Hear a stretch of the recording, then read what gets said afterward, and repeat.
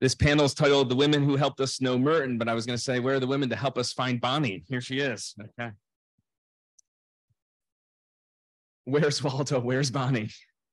So good morning, everybody. We're going to go ahead and begin. I know there are folks who are still making their way from breakfast or from the hotels or the residence halls, but we want to keep on schedule, and we have folks joining us as well virtually, and we also have somebody joining us virtually on the panel. And so we welcome Kathleen and the panelists, and Judith will introduce everybody in just a moment. As is our custom, we are going to begin today with a Daggy who's going to share a few words with us. So I'd like to invite Lucy to come and join us and offer some Daggy words of wisdom. And I'll see you for announcements afterwards. Lucy.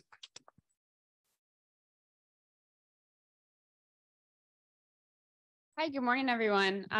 My name is Lucy Cobble, and I currently live in Minneapolis, Minnesota. I work as a Jesuit volunteer at Cristo High School in South Minneapolis. But I was first introduced to Merton 5 years ago in my freshman seminar class at Villanova University, and read New Seeds of Contemplation and just was like sucked into like everything that Merton said and wrote. I felt from the very beginning, the way that I say it best is he was answering questions I didn't know I was asking. And then from that point on, I was following him through thrift shops and bookstores, and their books would magically appear at the top of book piles, like on Love and Living or whatever. And I kept finding him where I wasn't searching for him. And most recently, I would say, in this past year in my life as a volunteer, his book, The Sign of Jonas, brought me a lot of solace and comfort. It was my bus read as I rode the bus to work every morning and sat in the same seat with all the same people around me every morning at like 6 a.m. And found such a community on the bus as I read The Sign of Jonas. It was just kind of following Merton's life as I was kind of on this new journey and in this new part of my life. And so I'm grateful to be here at the conference to continue my learning on Merton and to continue meeting this friend who I've known now for 5 years, and to continue learning so much more about him and to see where it takes me. So thank you for letting me be here. It's a joy and a pleasure to be with you all. So thank you.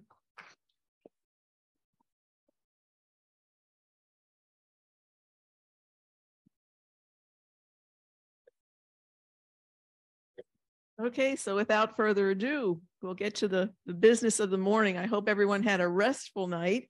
I know I had trouble sleeping after that rousing talk by Sister Simone Campbell. So she's here and willing to sign books this morning. So if you catch up with her and have a book, she'll be happy to sign it.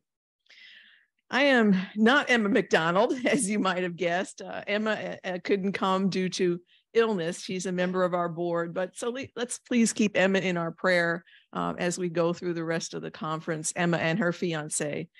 It is a deep honor for me to be on the stage with these women and Kathleen Dignan in the background. Never in my wildest dreams did I think that would ever happen to me, reading their books as a young journalist, interested in the contemplative life, interested in Merton.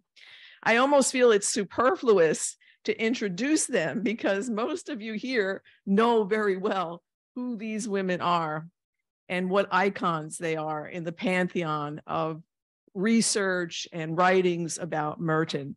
I'll just say very, very briefly something about each one. To my far left is Christine Boshin, Professor Emeritus of Religious Studies at Nazareth College. You know her from so many of the books that she edited on Merton, including Thomas Merton, Essential Writings, The Letters of Thomas Merton, two of the first books I ever read about Merton. On our screen, joining us, and we're so happy that she was able to join virtually, is Christine Dignan, the founding director of the Dignan Institute for Earth and Spirit at Iona College. You know her from the lovely book, which is in my library as well, When the Trees Say Nothing, Thomas Merton's Writings on Nature.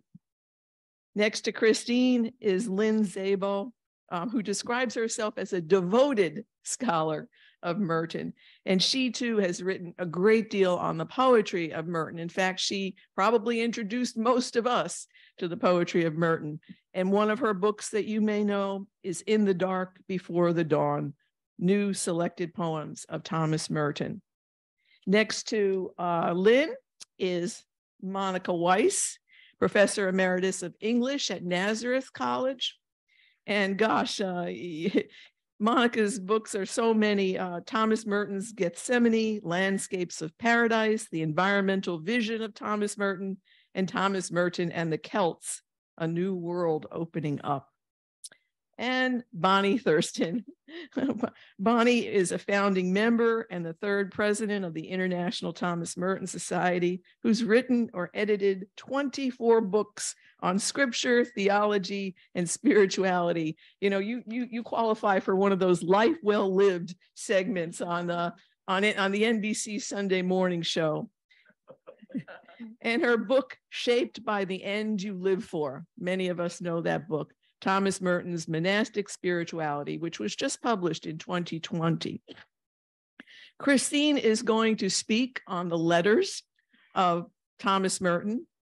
Lynn will speak on the poetry of Thomas Merton. Bonnie on interreligious dialogue, and Kathleen on contemplation. And Monica will speak on Thomas Merton and nurture. So without further ado, we turn it over to Christine.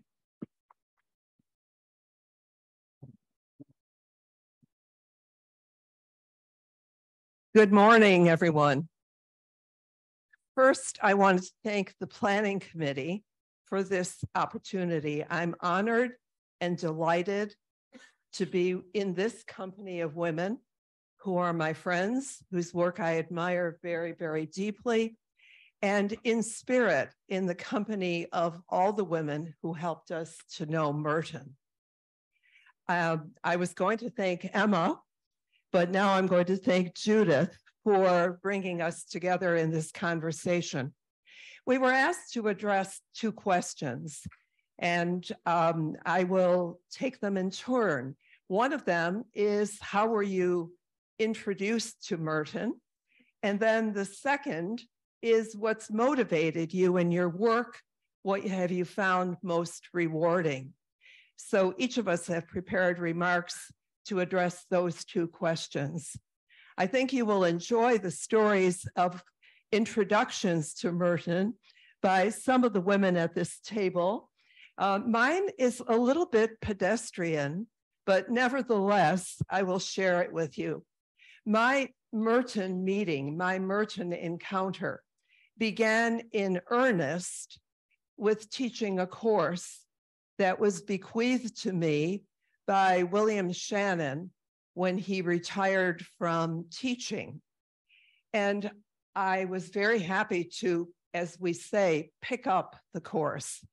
And from that moment on, Merton was an important part of my life. Initially, I was interested in Merton the convert. I had done a doctoral dissertation on narratives of conversion by 19th century American Catholics who embraced Catholicism. But to this day, I began courses with the seven-story mountain and this story of conversion, which fascinated me. But reading it not as the simple conversion story in a narrow sense, as the shift in affiliation, but as a foundation for a life-lasting, lifelong conversion. For Merton, that conversion was supported certainly by his monastic vow of conversion of life. But in Seven-Story Mountain, in the story of those initial awakenings, I find the legacy of Merton's engaged spirituality in seed. Just last week, I shared with students in Rome, our students from Nazareth College, Merton's experience. And as we traced and reflected on what that 18-year-old experienced as he became a tourist turned pilgrim, I began to see that that autobiography has really grounded my work in Merton. Those pages of the 18-year-old experience foreshadow the spiritual longing, the attention to place, the moral wrestling with self and society, the intimations of mercy and joy that have come to shape the Merton that we know so well. So as I discuss and share what little it seems now that I know of Thomas Merton with students and with participants in workshops and the like, I feel that I am meeting Merton for the first time again and again and again with each text that I read and with each community of readers with whom I share Merton's insights. So what has motivated me? What did I find most rewarding? I had the wonderful, remarkable opportunity to delve firsthand into Merton's thought, first editing a volume of his letters, and then editing a volume of his journals. So I'd like to just briefly say something about both those experiences. About the letters first. As many of you know, William Shannon oversaw the publication of 5 volumes of letters between 1985 and 1994, beginning with The Hidden Ground of Love. I edited the 4th volume of that set, Merton's Letters to Writers, which I entitled Courage for Truth. Of course, previous volumes had included many writers. We think of Berrigan, Day, Fromm, Van Doren. But in this volume, in volume 4, we focused on Merton's literary friends. And I'm thinking there of Waugh and Merton, Jacques Merton, to whom he addressed the letters, but always with the awareness that they were being read also by Raisa, Czesław Miłosz, Boris Pasternak, and the like. And then a host of Latin American writers and publishers that included Victoria Ocampo, Margaret Randall. So some women in the mix, but also included Ernesto Cardenal. In this work, I began to see Merton as a writer among other writers. His kinship with writers was natural and it was deep. They inspired him and he encouraged them, especially those resisting oppressive regimes and especially young writers. As Merton wrote to Cardinal, there are times when one must speak, and that is the vocation of the writer, to speak. As a monk writer, Merton recognized, as he confessed to Pasternak, that the source of courage, the source of fidelity to truth, is a fidelity to the light that is in us from God. In editing that volume, and then later working with Bill Shannon to bring out Merton's Cold War letters, and then our final project together, Thomas Merton, A Life in Letters, I came to see Merton's boldness, his persistence in speaking truth and speaking out against all forms of human aggression and violence. I was also constantly reminded that the courage to speak truth for Merton was deeply rooted in his contemplative practice, in his experience of prayer, which informed his life, so much so that that prayer became for him a way of life. And it seemed to me that in the exchange of letters, many of which signaled the beginning and the continuation of deep friendship. Merton found strength in communities of kindred spirits. He listened to his correspondence, even as he listened to the Spirit speaking within him. And I think as the collection of letters that Bill and I edited, the last volume, Merton's correspondence offers us nothing less than a life in letters. A couple of words about the journals, if I may. I remember well both the excitement and the trepidation I felt when I opened the package from Brother Patrick Hart that contained the photocopied pages of Thomas Merton's handwritten journal entries penned between January 2nd, 1966 and October 8th, 1967. The pages would become volume 6 of the 7-volume set, which was published between 1995 and 1998. I transcribed Merton's handwritten text page by page into my own hand before typing it all out. My friends told me this was not progress, but it allowed for a very slow read of the journal pages, giving each page its due. In these pages, I encountered the whole Merton, as I had in the letters. I read of the experiences and concerns that were his as a monk, as a social critic, as a writer, as a human being. I put it this way in the introduction: compelling descriptions of the commonplace mixed with astute, even profound reflections of one who regularly penetrated below the surface of life to explore its inner depths. Glimpses of realities of day-to-day life are interspersed with visions of what monastic life could be, acknowledgments of his own shortcomings and sinfulness appear alongside prophetic announcements against assaults on human dignity around the world, against war, racism, totalitarianism, inhumanity. I edited the journal Learning to Love, Exploring Solitude and Freedom.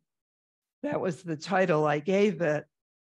Of course, the title hints at a particular experience of love, his falling in love with M, but it also evokes, I trust, the lifelong task of learning to love that was Merton's as a human being, as a Christian, and as a monk for whom the monastery was the school of charity.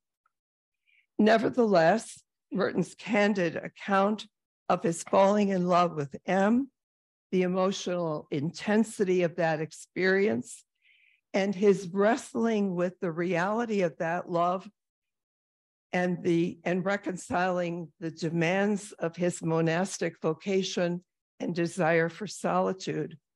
That is what captures the attention of most readers, and that is understandable. We'll probably have an opportunity to say more about the journals, but for me, the opportunity to do work in both genres was a gift for which I will be ever grateful. So I ask you, excuse me, to imagine. Imagine if we did not have the letters. Imagine if we did not have the journals. We would still have a mountain of writings, books, essays, poems, the journals Merton himself edited, and even some letters he chose to publish.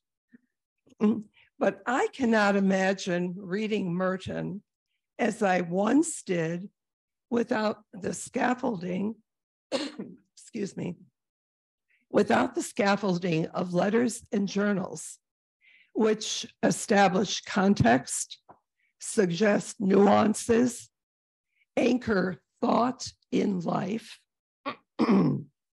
and enable us to encounter Merton in ever deeper ways. For me, Merton's journals and letters are a kind of kaleidoscope, revealing ever new patterns.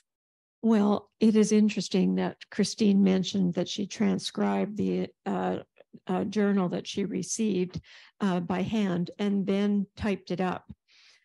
This reminded me of a story that I have in my notes here about arriving at Bellarmine University, then college, to the archives. And I had come from Vancouver. My parents came with me. They thought Louisville would be some race riding place or something. And so I had to answer to them. But I got there and I was just full of absolute intense enthusiasm.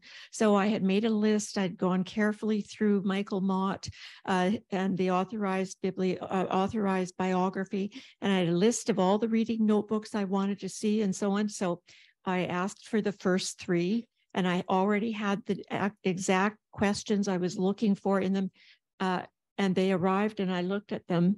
I knew reading Thomas Merton's handwriting would be a challenge. I did not think it would be impossible. And I had 1 week. So I had to change directions in a quick hurry. Thank you so much for all that you've done with those journals. And at this point, I also thank Jonathan Montaldo because he did 4 notebooks in typescript for us. But now I return to the remarks concerning these questions that were posed. How and why were you introduced to Merton? It's a long story, and I will put it on my website eventually because it has many interesting iterations. But in 1990, I returned to graduate studies at the University of British Columbia, one of 2 answers or echoes to Harvard. We do have universities in Canada. Having raised 2 daughters and taught at the college level most of my professional life, I arrived just in time to find that my discipline, literature, had been hospitably colonized by philosophy. I sought refuge in tutorials, and through divine wisdom, Sophia reaching forth, I encountered Ross Labrie, one of Canada's top-tier Merton scholars, who welcomed and mentored me. That is one of the most significant things that has happened in my life. I chose the poetry to begin my readings as modernist American poets were my area of specialty. I knew nothing of Merton from my earlier secular and religious training, so why wouldn't I? Sophia was definitely at play with me. When I got to Emblems of a Season of Fury, I knew I was onto something. And I became very motivated. Like many other enthusiasts, I got very interested, and right at the outset, I found the balm of my life. Not Merton, but I encountered in him a language for the convergence of an intellectual and spiritual life that furnished a lexicon and liturgy for my thirsty spirit and curious mind. For the first time in my radical Anabaptist Protestant faith journey, I found through Merton my spiritual parentage, the saints and mystics of the Catholic traditions. I underwent a cosmic shift in my spiritual identity. I discovered I was a sacramentalist in every part of my being, perhaps even with a mystic's apertures. I don't know if you can know how shocking that would be, but if you have left one tradition for another, you would know. In any area of life, I had begun my pilgrimage with Merton's poetry, but soon came to realize that of his better and best writing, all is poetry. I came into possession that very week at Bellarmine College of a bootlegged copy of 18 poems. They committed me to their wider publication. I want now to also mention that I did not come into possession of that bootleg copy through the Thomas Merton Center or their archives. From my reading of the 18 poems, which were the love poems that Merton wrote to M, complimentary to the journal that Christine edited way back in the early 90s, I realized that I would love to do work with those 18 poems and with Merton's poetic corpus, but I also realized that they were limited and that it would be very difficult for them to become available in wider publication. Jonathan Montaldo, that networker of all things Merton, he encouraged me to approach the legacy trustees, and with Anne McCormick, Peggy Fox, and Robert Giroux, Anne McCormick, Tommy O'Callahan, and Robert Giroux, I was given permission to incorporate them into a new selected poetry. And for me, that was one of the reasons to do it. It was a record, and it was a record that we could experience, which put his relationship with M into the broader context of his entire life. Sometimes I feel there's too much focus on it, but it is part of his story. So as we began to work on the project, I do have to say that Anne McCormick and Peggy Fox, who was then the managing director of New Directions, New York, and Peter Glassgold, one of America's finest editors and translators, were my midwives. And from that project came the new selected poems. This is my contribution to Merton Studies. I'm very, very honored to have been part of this process. It is a small contribution to Merton's scholarship and to what these women on this stage have done, but I did my best. It was all splendid. 3 foundations of Merton's poetics have propelled me onward. Firstly, my rubric for reading and interpreting his poetics is his ontology of language as a rupture of the primordial silence, which is the lacuna signifying the ever-coming beingness of God. I'm going to say that one more time. It's a bit of a mouthful, but to me, it comprises both the intellectual and the spiritual thought of a man who did not bifurcate those camps in his thinking, as we have done so much so in the postmodern era.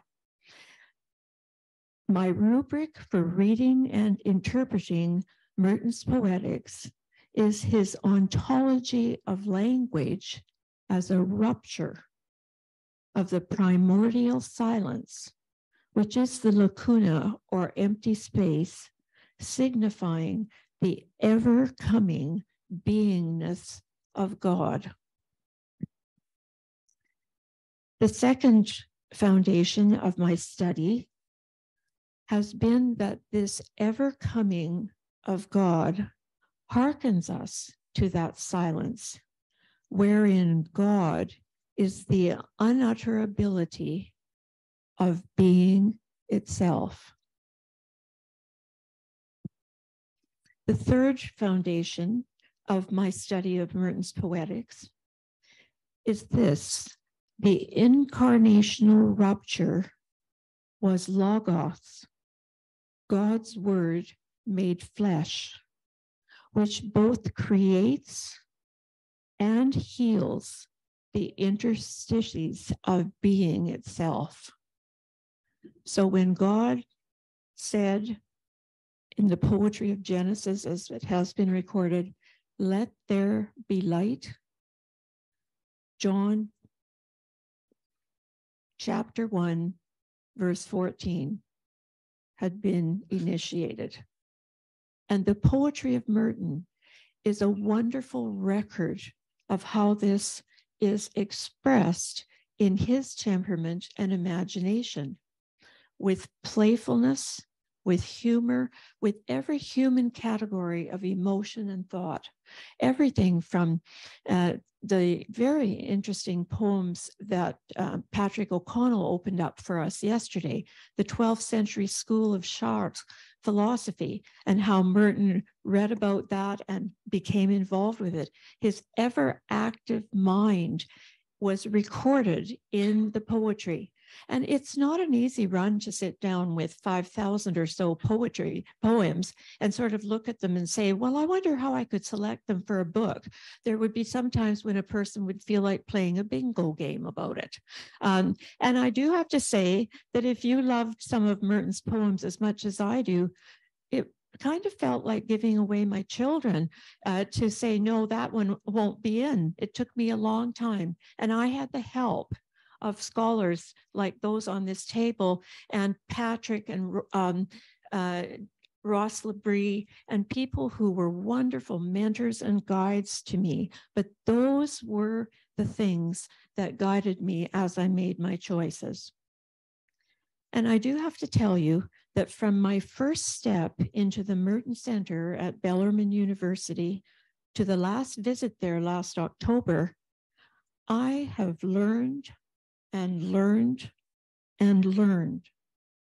And I want to thank Paul Pearson and Mark Mead for their many years of making that collection accessible to us now digitally, which of course was not happening when we were doing our early research. It was page by page, and there was a limit at the center as to how much photocopying you could do. It was 25 pages.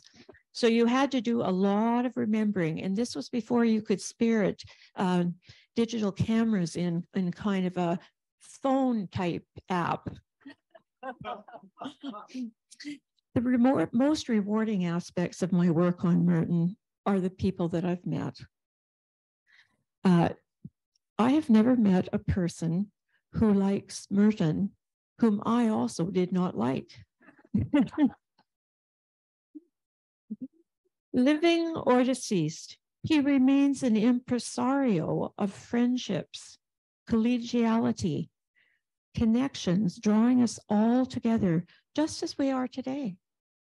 The priceless knowledge I have received from all of them, particularly the top-tier scholars and monks at Gethsemane, and I do want to mention Brother Paul, because he has been at my side and he has given me so much to go on in terms of how to understand the poems. And the times that I've spent at Gethsemane, those poems have become sensate and literate for me. I have imagined their placing, the location, the seasons of the year as they are fed into the poetry, the frustrations with the adaptations of the monastery, Merton's wearing sunglasses when neon lights came in, and other such things for choir. The reaching forth of Sophia in my life has taken me through the reading that formed Merton as I sought to follow the formation of his mind and spirit. I have been the humbled and grateful beneficiary. My many weeks at the center and at Gethsemane over the many years where his writings were taking place, where the geography had both needled and set Merton's true north, were some of the most precious times in my life. All my family members have joined me at various moments. Even my agnostic son-in-law who came to one of the offices, and as we walked out of the church, he said to me, I feel like I have seen the last near extinction of this species. He was blessed by it in the way that he wished it wouldn't come to an end.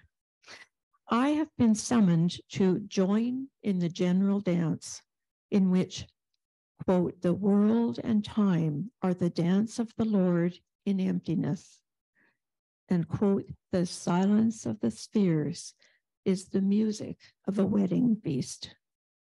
My embrace of Merton's not yet manifest ontological claims for a fully diverse incarnational humanism comes from the fact that he says, quote, we are all walking around shining like the sun, and that we carry in our flesh, quote, the everlasting song that now sleeps in our paper flesh like dynamite, end of quote.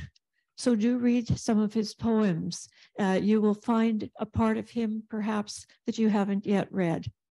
I thank you so much for this opportunity to speak here this morning and to be with these women. Well, good morning. Serendipity is the word that characterizes my involvement with Merton. Father Bill Shannon, the general editor of the letters and one of the 3 authors of the encyclopedia, was teaching a Merton course at Nazareth about 30 years ago and said, Monica, come to my class on Thursday and talk about Merton's poetry. I don't know anything about Merton, I said. Well, you're an English professor, you know poetry, here's a book. And he handed me a copy of the 20 poems, the selected poems. And so I did. And I fell in love with some of Merton's poems that are often quoted today. For example, For My Brother Reported Missing in Action in 1943. Well, not long after, 1991 to be exact, Nazareth was hosting the second general ITMS meeting, and Bill said, I should do a presentation, glug. The theme was a huge chorus of living beings. What to do, how can I get out of this, and how can I respond to this? I had been researching and writing about Mary Austin, an American nature writer, particularly her Land of Little Rain, which was published in 1903. So I did a short piece as part of a panel on resonances I saw between Austin and Merton, especially the end of New Seeds and the general dance that Lynn just referred to. But I knew that Bill Shannon's nudging was not going to go away. And I could not see myself bifurcating my research into American nature writers and Merton. Was there a way to combine them? So I committed a summer to reading all 7 volumes of Merton's journals and highlighting every reference to nature. And I discovered that June 27th, 1949 was a pivotal day in Merton's prayer life, when the abbot gave Merton permission to pray beyond the cloister boundaries. Merton was free to read and pray as he roamed the vast acreage of the monastery, and his journal passages about nature took off exponentially, not only in depth, but in number. In the early volumes of the journals, for example, there might be 100 to 150 references to nature. After that date in 1949, the volumes had up to 500, 600, 700. I counted more than 1,400 references to nature in those last journals. But I also discovered that his writing fell into categories. He wrote about the poetic eye. Esther Duvall talks about monks being able to see with rinsed eyes. And that was Merton, able to see with rinsed eyes. And he frequently described contemplative prayer using nature metaphors. For example, talking about all the fish in the sea and the depths that they moved to with different colors as his contemplation went deeper and deeper. and that despite all the references to the rain, the snow, the sun, the humidity, he really saw himself as part of the weather.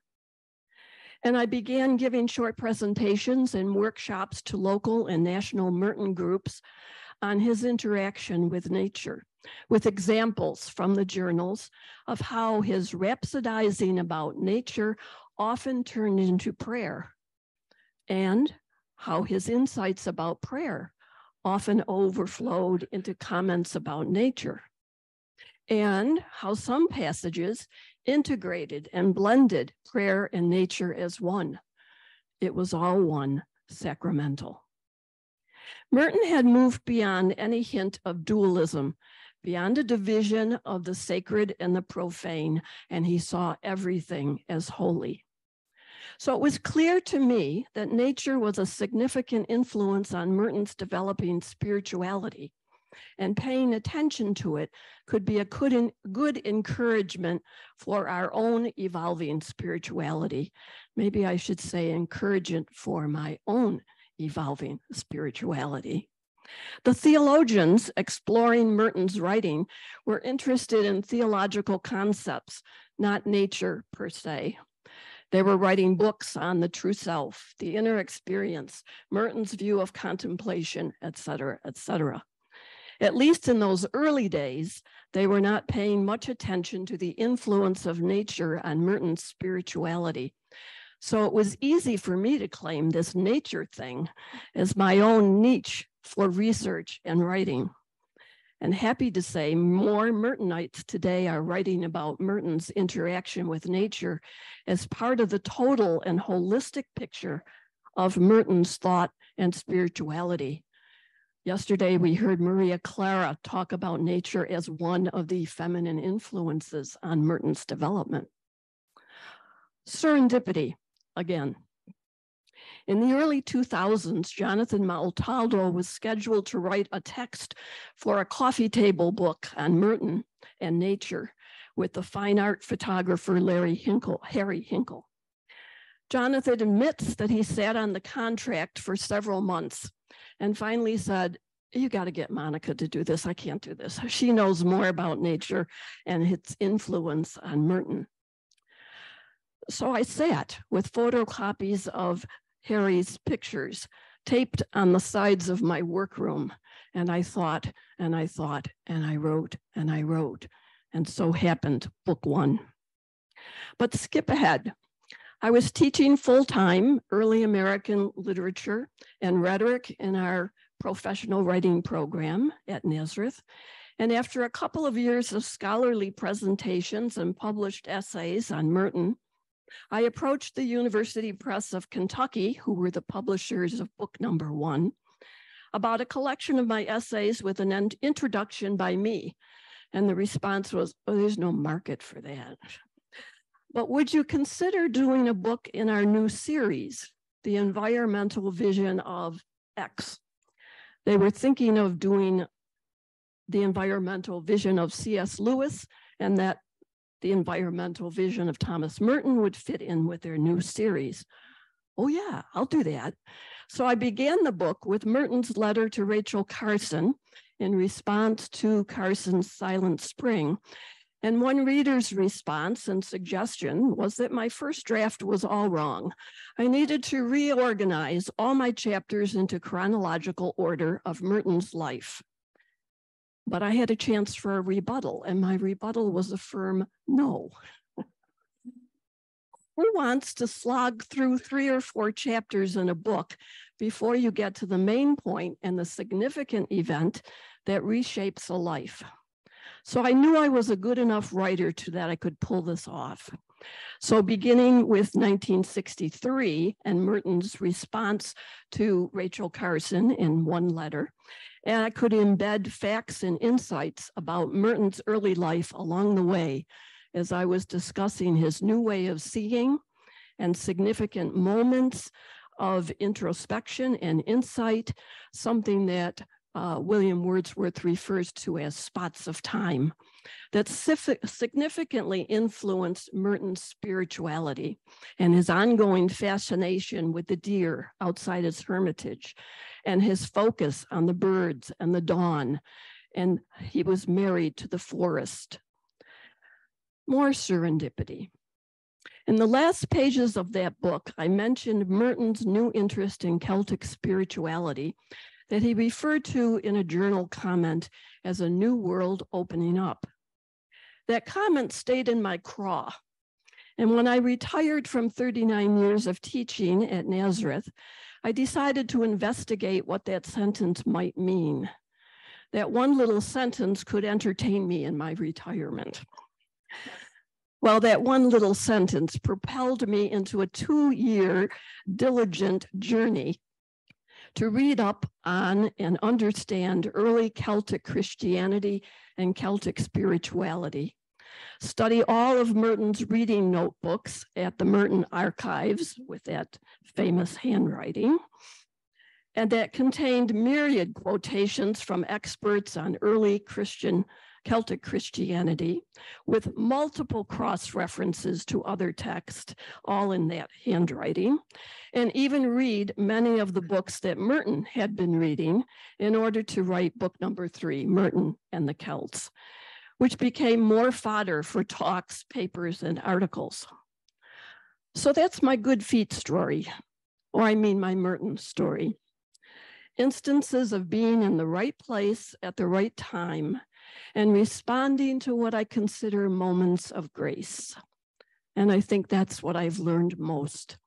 Always these little research projects, and the big ones too, have been sources of intellectual fulfillment and a personal joy to share my insights with multiple audiences, and then to learn from those audiences in the Q&A and the discussion part. Amen. Well, I want to begin with Thanksgiving.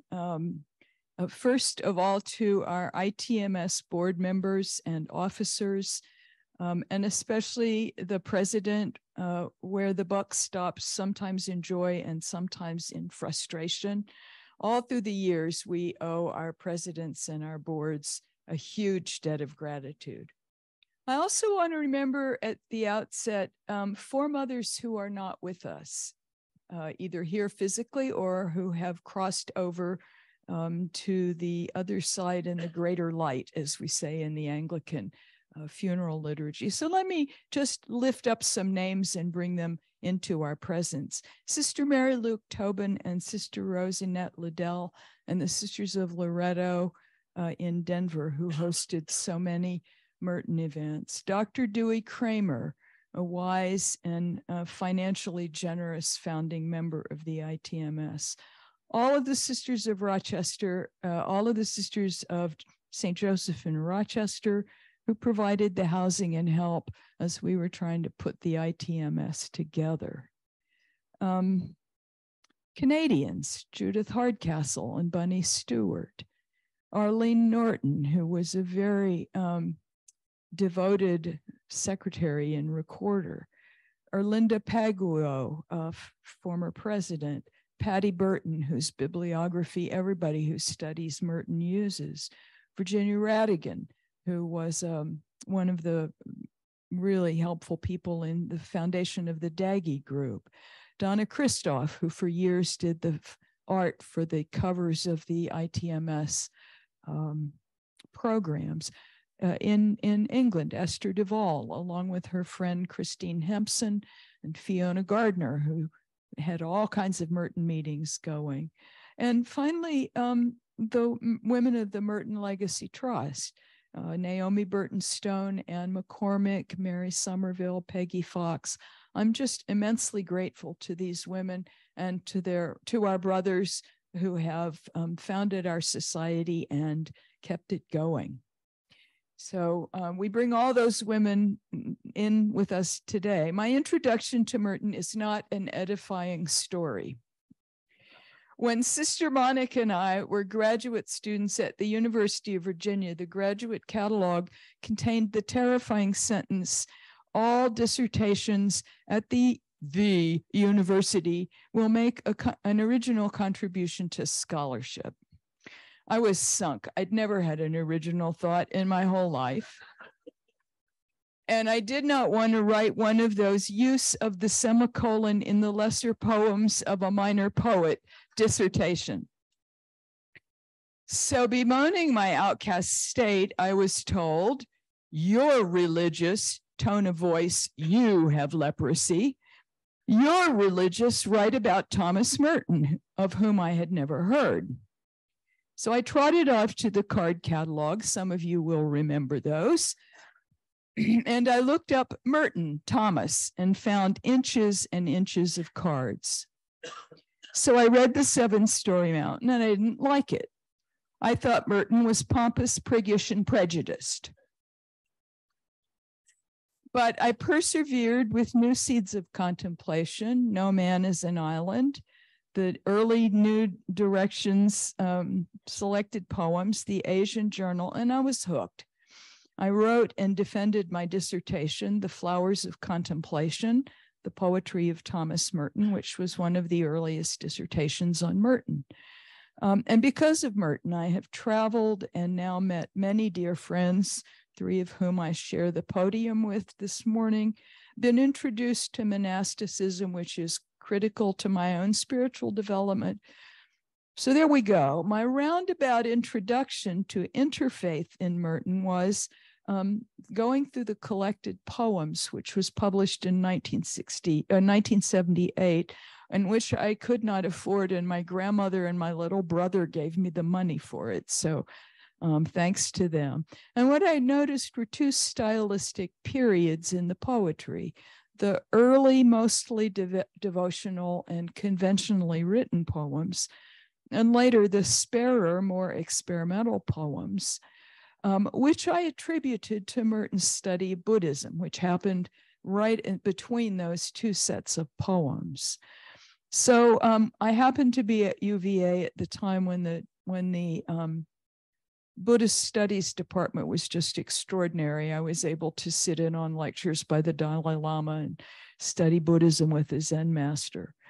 So that was my introduction to Merton's interest in interfaith. I saw the connection between the study of Zen Buddhism and the change in the way he wrote poetry. Of course, Merton also knew and admired Islam. And this, of course, is not as well known because he didn't write a book about it, but there are poems and essays and letters and talks to monastics on Islam. Merton studied Judaism and Hinduism and other religious traditions who have been, as you know, ably presented by other Merton scholars.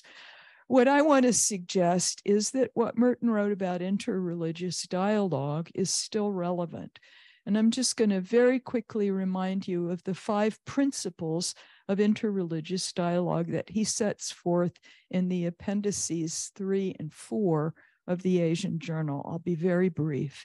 First, interreligious dialogue is prepared for by disciplined study, silence, and meditation by those who have entered seriously into their own religious tradition.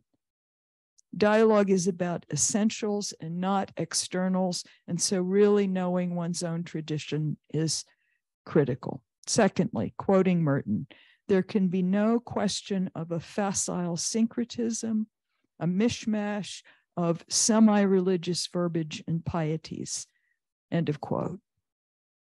Third, again quoting Merton, there must be a scrupulous respect for important differences.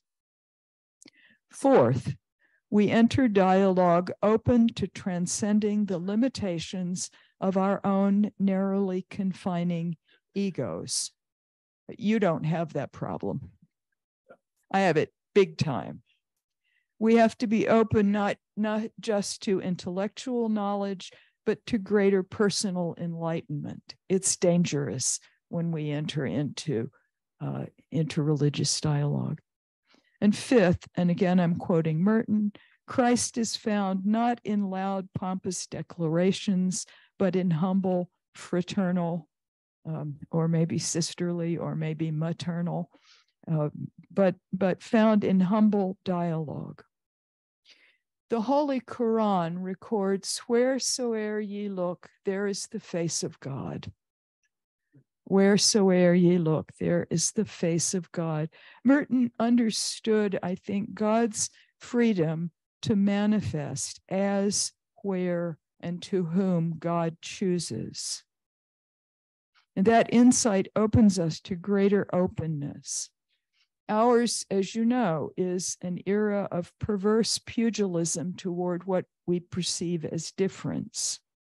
Merton says that the opportunity to encounter those unlike us are opportunities to meet God in clothing different from the one we know God in.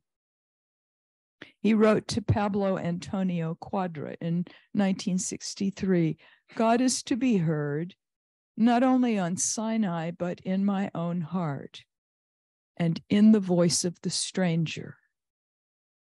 God must be allowed the right to speak unpredictably.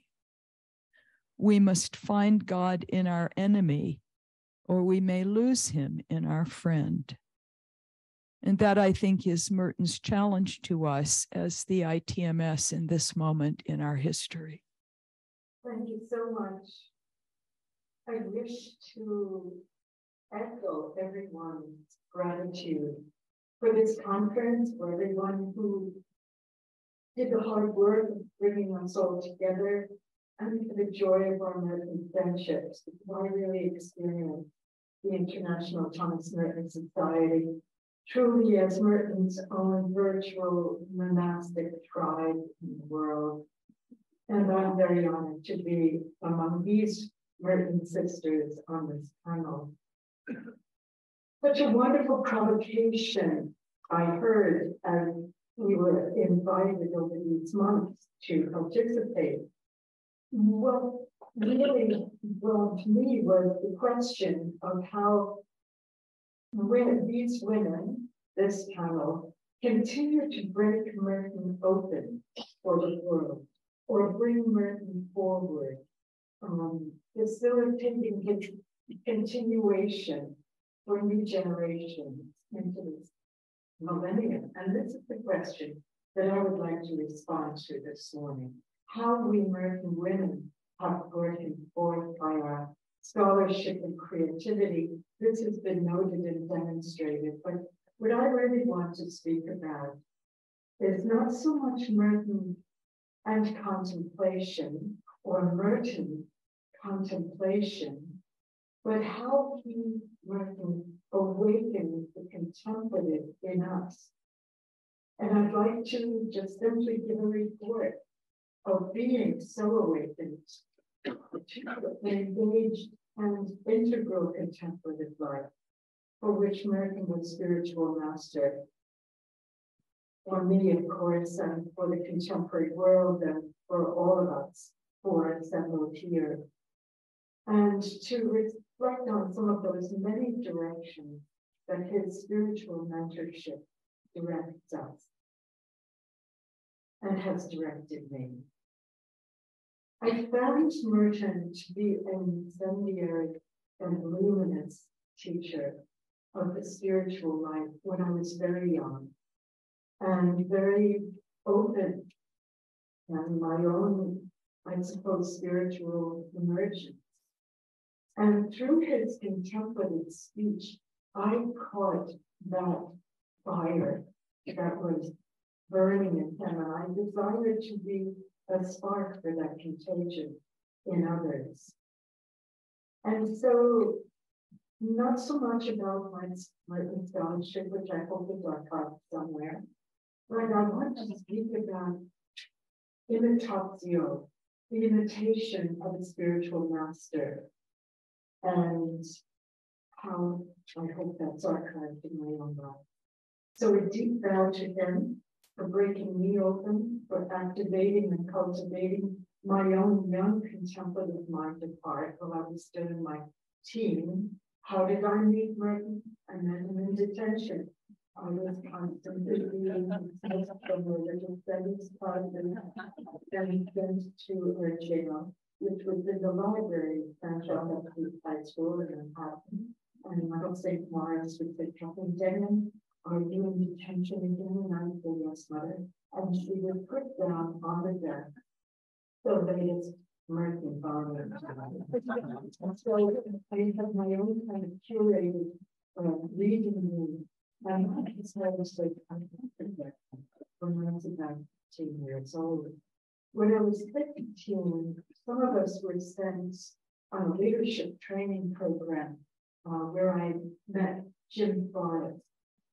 And after that encounter with Jim and Tom Cornell, I spent a year of Sundays in Greenwich Village listening to their, and especially Jim's reports of Merton, of his recent meeting with them in Gethsemane on a retreat that generated the Peace Fellowship, which I later joined. And always these reports of Merton, these Merton sightings, Merton hearings were alluring me into a contemplative experience of my own existence and teaching me something. I don't think they teach me, but captivating me toward the primacy and the intimacy with that mystery that so allured him and which he spoke through the tip of his pen or his fingers and his typing. In his reading, I became an avid reader of everything he wrote.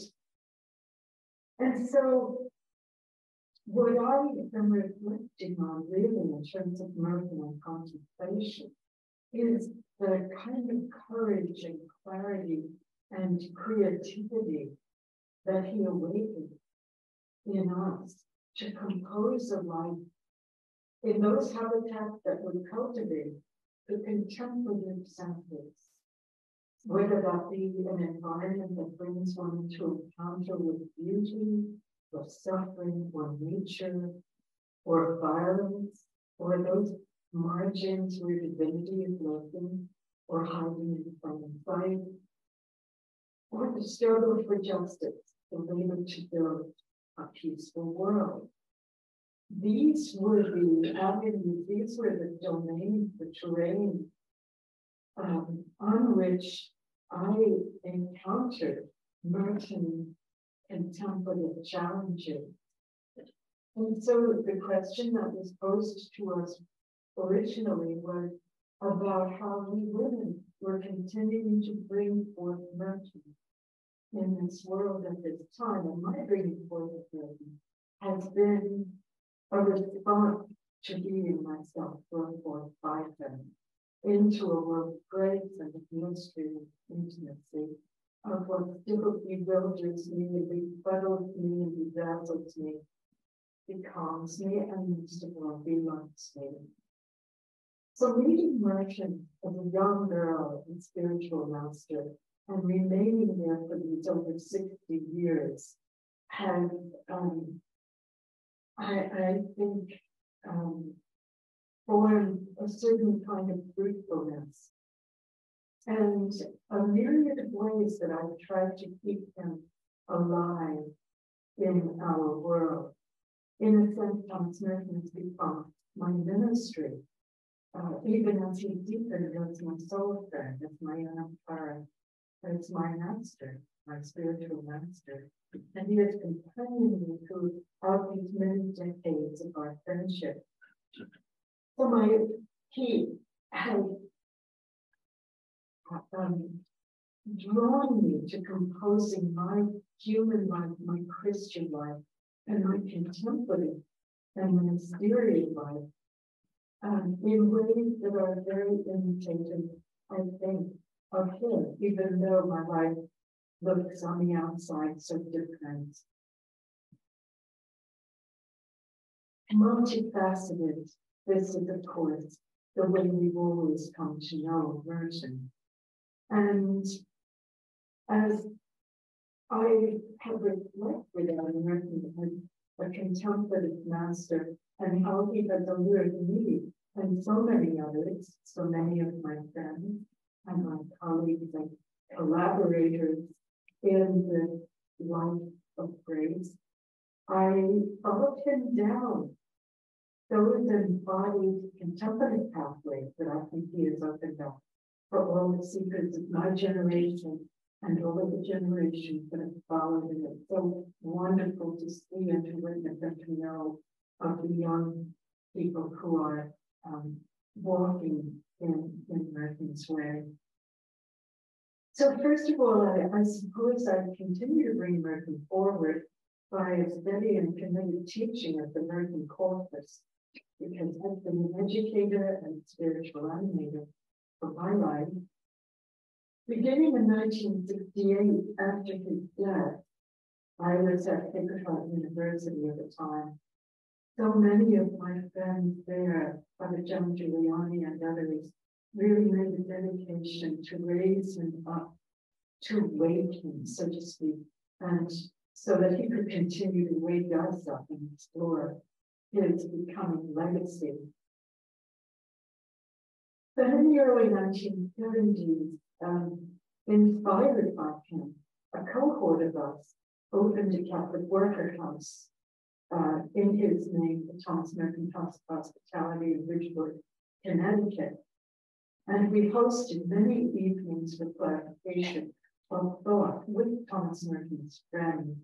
And I began to witness the myriad of ways that Merton's contemplative vocation was patterning itself in so many different ways.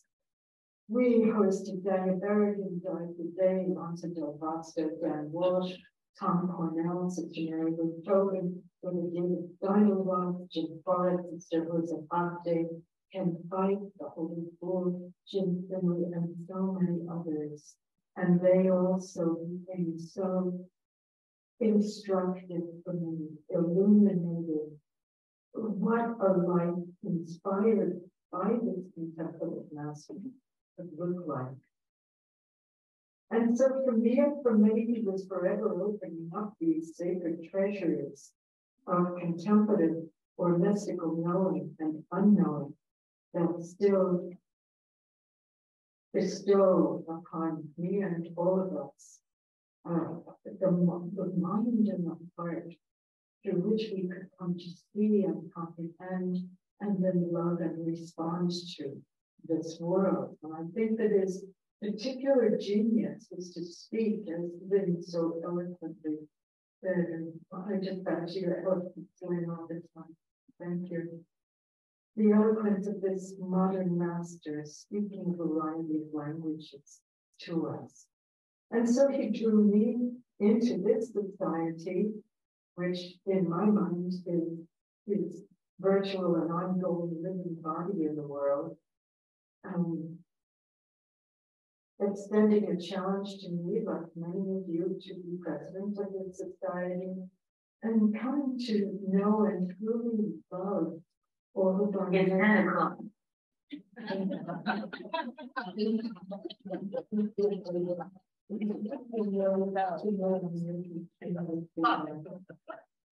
opening up this world of grace. And so I trekked along with Thomas Merton, the ecological nature music, as did Monica, and I wound up as the first collection of his nature writings from the Trees Say Nothing. And then to go on to create the Book of Hours, the Merton Book of Hours, I think is such a beautiful legacy to leave all of his words, of course, so that we could pray with him. And then to create with Jonathan Montaldo the audio book of Hours that is so laced with his glorious poetry. And it allowed me to marry to that my own contemplative songs that he inspired. He taught me that the contemplative mind was a radical awakening of conscience and courage as well. And so with other Merton friends, I engaged in political action with Merton, the peacemaking prophet and active civil disobedience, and a liturgical prophecy, bridge building, cross social and economic political and especially racial divides.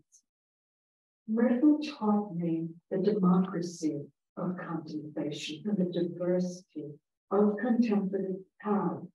And like him, I explored many of these paths. I danced with the Sufis and sat with the Zen folk and sang with the Psalms with the Jews and wrote a book about the Shakers and visited the Crow people in Montana, and especially my own Irish people, leading pilgrimages back to my mother island and climbing holy mountains all over there, tracing the spiral pathways of my Celtic kin as he labored to recover his own Celtic nature as Monica has often seen.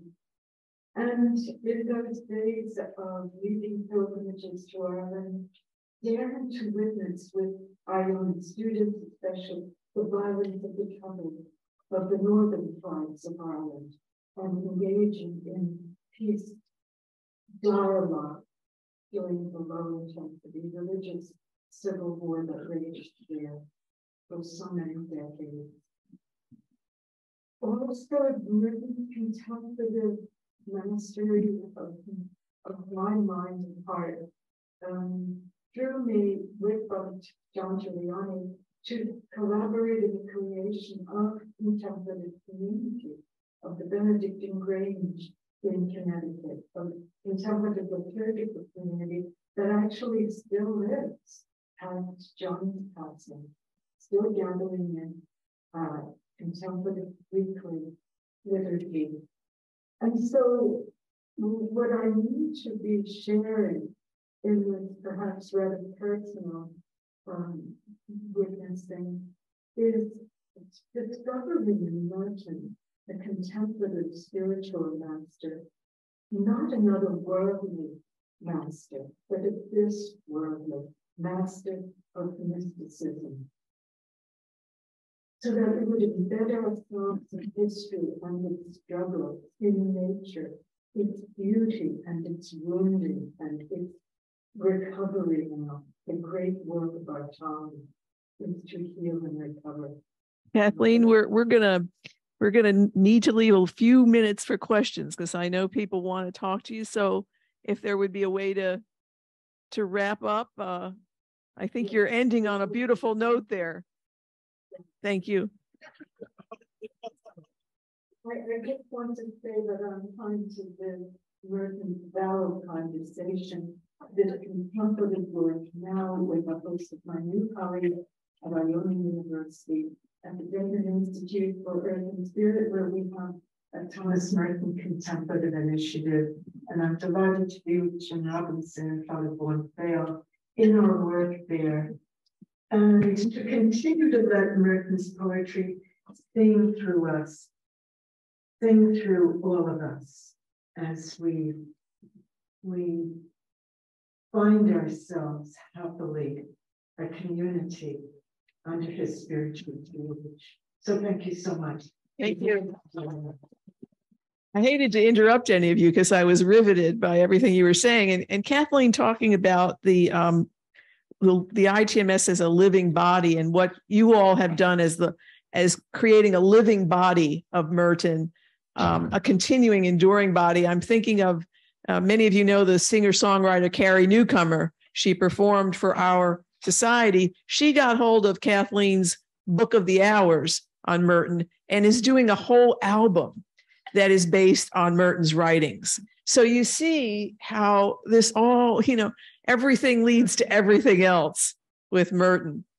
Let's have 5 minutes of questions. And please, questions, brief questions, rather than long commentaries, if that's all right with you.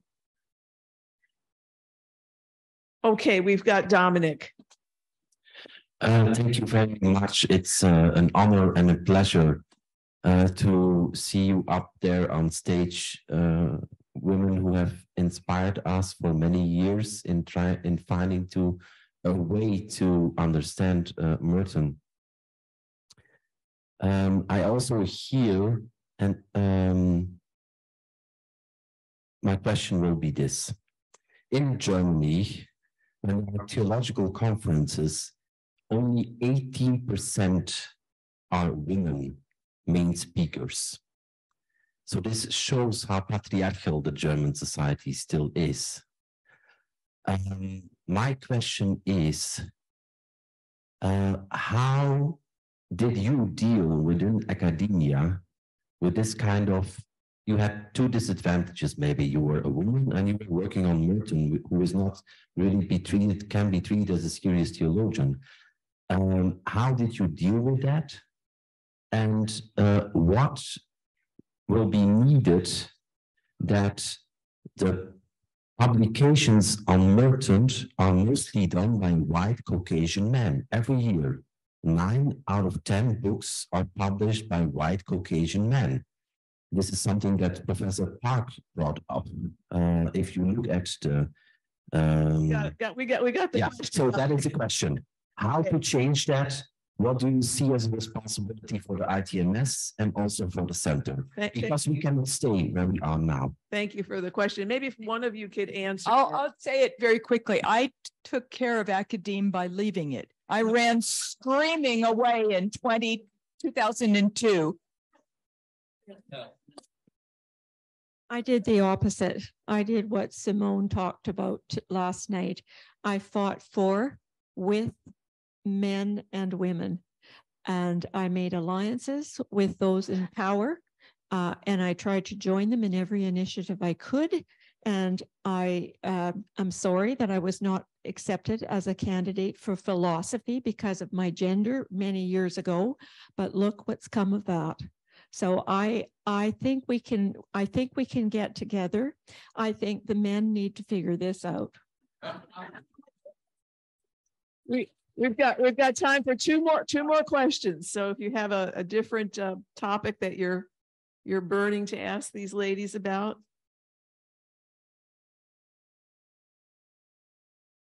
Well, I have a question.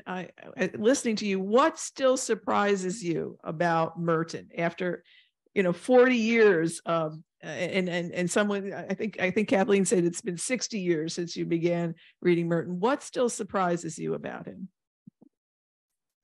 I could say something from an environmental point of view. The environmentalists talk about the ecotone, living on the edge. And the ecotone means that, let's say you have the forest and lots of trees, and then there is the savanna and the grasslands. The little critters that are in the forest can come out to the grasslands where the opportunities are more for better food, but also the danger is there. The predators can swoop down. Merton knew how to live on the ecotone. We heard it talked about yesterday with Sophia Park when she was speaking of liminality, and that is an opportunity for us. I think Merton teaches us how to live on the ecotone, that it allows us to be caught by God. Kathleen, did you want to add one thing to that? Yeah. Yes, I would like to say that what continues to surprise and delight me is how Merton continues to allure and ignite younger generations. We see this at Iona University all the time. He is a great inspiration, as one of our Jaggies mentioned this morning. And I think for that reason, it's really important that we continue to teach the Merton legacy in every venue that we can. Well, I think on that note, future-looking note, we might end this particular session, but I know these ladies will be around, and Kathleen will be on the screen for a while. If you didn't get your question in, they'll be here to answer it. So let's give them a rousing hand of applause.